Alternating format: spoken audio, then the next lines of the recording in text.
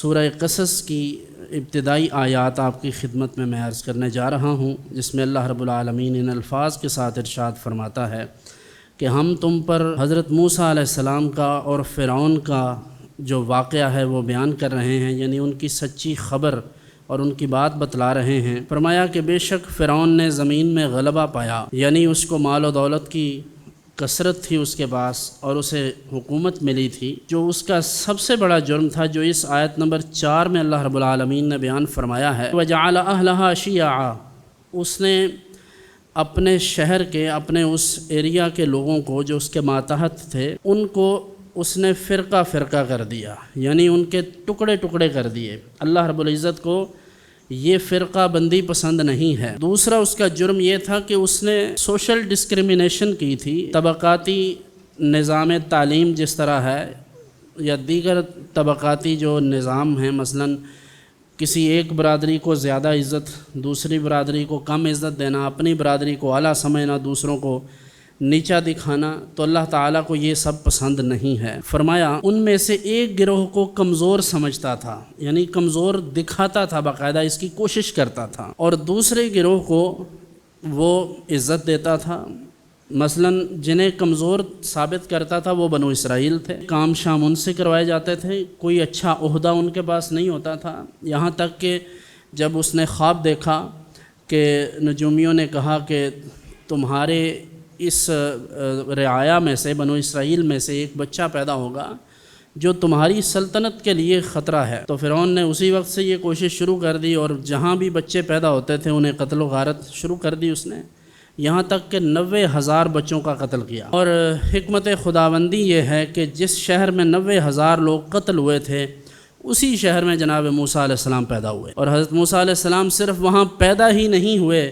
بلکہ حکمت خداوندی یہ ہے کہ فرعون کے گھر میں ان کی پرورش ہوتی رہی۔ تو اللہ رب العالمین ارشاد فرماتا ہے کہ وہ تو بچوں کو قتل کر دیتا تھا اور بچیوں کو زندہ چھوڑ دیتا تھا اور وہ فسادی تھا، لیکن ہم یہ چاہتے تھے، آیت نمبر 5 کا یہ خلاصہ ہے کہ ہم یہ چاہتے تھے کہ ہم ان کمزوروں کی مدد کریں، ان سینس کہ ان کمزوروں میں سے ہی ایک پیشوا مقرر کر دیں جو ان تمام کا امام ہو، جو ان کا پیش رو ہو، یعنی حضرت موسیٰ علیہ السلام۔ وَنَجْعَلَهُمْ أَئِمَّةً وَنَجْعَلَهُمُ الْوَارِثِينَ، اور یہ ساری مال و دولت، سارا ملک، ساری چیزیں ہم اس کے سپرد کر دیں۔ حضرت موسیٰ علیہ السلام پیدا ہوئے تو آپ کی والدہ کو خطرہ لاحق ہوا، 3 ماہ تک وہ دودھ پلاتی رہیں، لیکن لطف کی بات یہ ہے کہ حضرت موسیٰ علیہ السلام ایک بار بھی روئے نہیں، حالانکہ بچہ روتا ہے۔ پھر کہتے ہیں کہ نبی کو تو خود نہیں پتا ہوتا کہ وہ نبی ہے کہ نہیں، تو تعجب ہے کہ موسیٰ علیہ السلام رو بھی نہیں رہے۔ جب خطرہ لاحق ہوا تو اللہ رب العالمین نے القاء فرمایا ان کے دل میں، وَأَوْحَيْنَا إِلَىٰ أُمِّ مُوسَىٰ أَنْ أَرْضِعِيهِ، ہم نے موسیٰ کو کہا کہ تم دودھ پلاتی رہو۔ فَإِذَا خِفْتِ عَلَيْهِ، جب تمہیں کوئی خطرہ لاحق ہو، فَأَلْقِهِ فِي الْيَمِّ، تو اسے پانی میں ڈال دینا۔ تمہیں کوئی خوف اور خطرہ نہیں ہونا چاہیے، تمہیں اس کے دور جانے کا کوئی غم نہیں ہونا چاہیے، اس لیے کہ اِنَّا رَادُّوهُ إِلَيْكِ وَجَاعِلُوهُ مِنَ الْمُرْسَلِينَ، ہم دوبارہ اسے تمہاری طرف لوٹا دیں گے، لیکن تب یہ ہمارا رسول بن چکا ہوگا۔ تو حضرت موسیٰ علیہ السلام کو ان کی والدہ نے پانی میں ڈالا۔ دوسری طرف حکمت خداوندی کہ فرعون کی ہی اہلیہ نے وہ صندوق دیکھ لیا، جب اسے کھولا تو ایک خوبصورت بچہ برآمد ہوا۔ فرعون نے بھی اس بچے کو دیکھا تو اس نے سوچا کہ کہیں یہ وہی بچہ تو نہیں ہے۔ بی بی آسیہ کہنے لگیں کہ ہو سکتا ہے یہ کہیں اور سے آیا ہو، جو تمہیں خطرہ لاحق ہے وہ تو اس شہر کے لوگوں کا مسئلہ ہے۔ تو فرعون کو ان کی باتوں پر یقین آ گیا۔ قرآن حکیم نے ان تمام واقعات کو بڑے خوبصورت الفاظ کے ساتھ تعبیر فرمایا ہے کہ فرعون کی بی بی نے کہا، وقالت امرأۃ فرعون قرۃ عین لی ولک، ہو سکتا ہے یہ ہماری آنکھوں کی ٹھنڈک ہو، یہ ان آسیہ بی بی نے کہا فرعون سے۔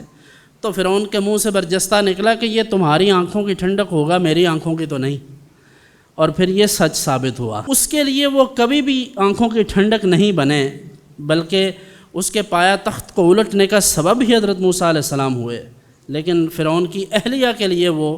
ہمیشہ آنکھوں کی ٹھنڈک رہے۔ حضرت موسیٰ علیہ السلام کی والدہ نے کہا، وقالت لأختہ قصی فبصرت به عن جنب وهم لا يشعرون، حضرت موسیٰ کی والدہ نے کہا کہ جاؤ ذرا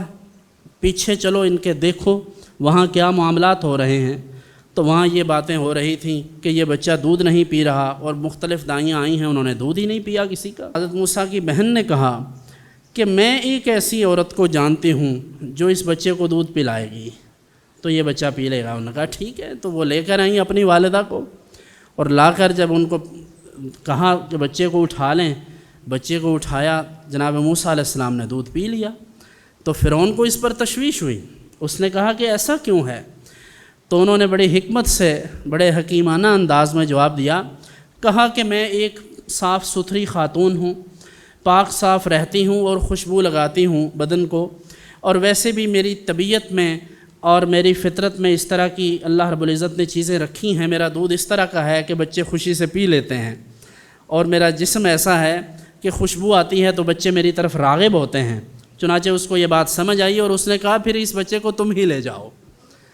یہ ہے اللہ رب العزت کی قدرت، بندہ کچھ اور سوچتا ہے لیکن حکمت خداوندی کچھ اور ہوتی ہے۔ تو اللہ رب العالمین نے اسی حکمت کے تحت جناب موسیٰ علیہ السلام کو دوبارہ انہی کے گھر رکھوا لیا، اور پھر وہ وہاں پر ہی پرورش پاتے رہے۔